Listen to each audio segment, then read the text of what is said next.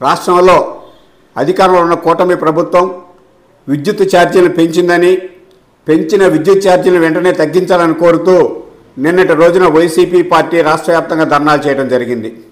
వాస్తవానికి తెలుగుదేశం ప్రభుత్వం ఒక్క పైసా విద్యుత్ ఛార్జీలు పెంచినప్పటికీ కూడా విద్యుత్ ఛార్జీలు పెంచారని చెప్పి వైసీపీ పార్టీ మాట్లాడడం విడ్డూరంగా ఉంది.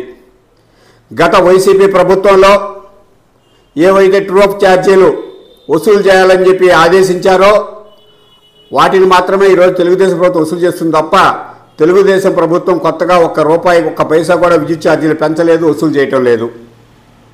ఈ రాష్ట్రంలో 2014లో చంద్రబాబు నాయుడు గారు ముఖ్యమంత్రి అయ్యే సమయానికి దాదాపుగా 20 మిలియన్ యూనిట్ల విద్యుత్ కొరతుంటే నాడు చంద్రబాబు నాయుడు గారు తన పాలనలో 5 సంవత్సరాల కాలంలో విద్యుత్ రంగంలో విశేషమైనటువంటి కృషి చేసి విద్యుత్తులో ఈ రాష్ట్రాన్ని మిగులు రాష్ట్రంగా చేసి జగన్మోహన్ రెడ్డి గారికి అప్పచెప్పడం జరిగింది.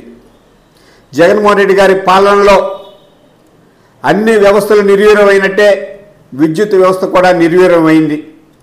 అవసరం లేకపోయినా కూడా ఎక్కువ ధరకు విద్యుత్తును కొనుగోలు చేసి కమిషన్ల కక్కుర్తబడి వాటి భారాన్ని ట్రూఅప్ ఛార్జీల పేరుతో ప్రజలపైన భారం మోపిన ఘనత జగన్మోహన్ రెడ్డి గారిదే.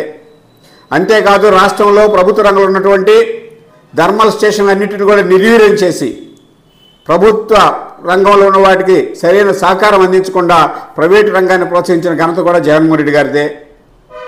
ఒక్క యూనిట్ విద్యుత్తును కూడా కొనుగోలు చేయకుండా హిందూజా పవర్కి 1200 కోట్ల రూపాయలు జగన్ గారి నిర్వాహకం వల్ల ఈరోజు చెల్లించాల్సిన పరిస్థితులు ఏర్పడ్డాయి.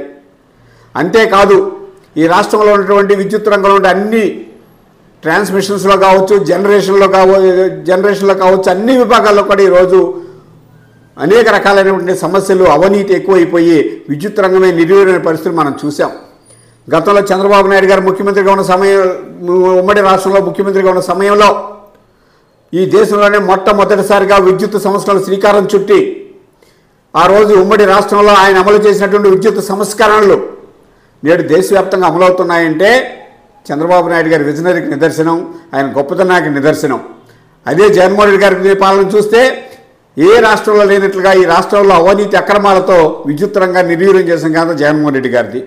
జగన్మోహన్ రెడ్డి గారు ముఖ్యమంత్రిగా ప్రమాణ స్వీకారం చేసే సమయంలో నేను ముఖ్యమంత్రి అయిన వెంటనే ఈ రాష్ట్రంలో విద్యుత్ ఛార్జీలు తగ్గిస్తానని చెప్పి ఆయన 5 సంవత్సరాల పాలనలో 9 సార్లు విద్యుత్ ఛార్జీలు పెంచి ప్రజలపై 36,000 కోట్ల భారం మోపిన ఘనత జగన్మోహన్ రెడ్డి గారిది. అటువంటి జగన్మోహన్ రెడ్డి గారు ఈరోజు విద్యుత్ ఛార్జీలపై ధర్నా చేయడం విడ్డూరంగా ఉంది, హాస్యాస్పదంగా ఉంది. తెలుగుదేశం ప్రభుత్వం ఈరోజు విద్యుత్ రంగంలో కూడా అనేక సంస్కరణలు తీసుకొచ్చి ఈరోజు అందుబాటులో ఉన్నటువంటి మిగిలినటువంటి సాంప్రదాయేతర ఇంధన వనరులను కూడా తీసుకొని ఈ రాష్ట్రంలో ఉన్న ప్రతి ఒక్కరికి కూడా తక్కువ ధరకే విద్యుత్ అందించేదానికోసం ఈరోజు ముఖ్యమంత్రి గారు అనేక ప్రయత్నాలు చేస్తున్నారు. భవిష్యత్తులో ప్రజలకు పైన ఎటువంటి భారాలు మోపమని కూడా ముఖ్యమంత్రి గారి సందర్భంగా చెప్పడం జరిగింది.